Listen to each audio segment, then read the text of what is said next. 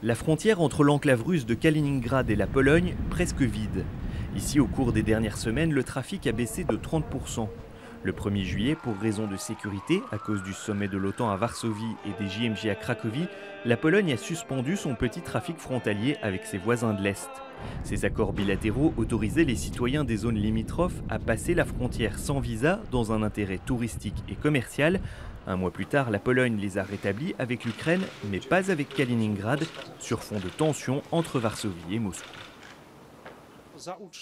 Le maintien de la suspension de ces accords a été décidé pour des raisons de sécurité.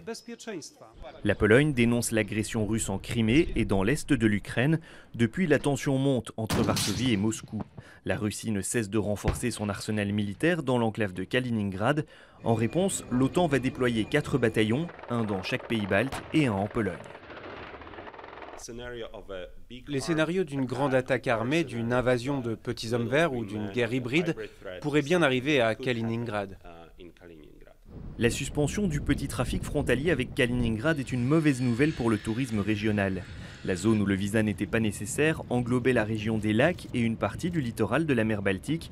La situation est encore plus grave pour les commerces frontaliers dont la survie dépend de l'affluence russe.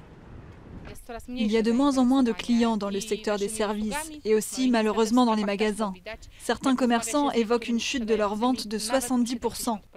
D'après le ministre de l'Intérieur polonais, les Russes de Kaliningrad ont dépensé près de 70 millions d'euros en Pologne en 2015, mais les Polonais à Kaliningrad ont dépensé encore plus, environ 100 millions d'euros, essentiellement de l'essence et des cigarettes à bas prix. Cet argent, l'État polonais compte en récupérer une partie avec la fermeture du petit trafic frontalier. Jusqu'à nouvel ordre, les habitants frontaliers devront désormais acheter un visa pour environ 300 € par an.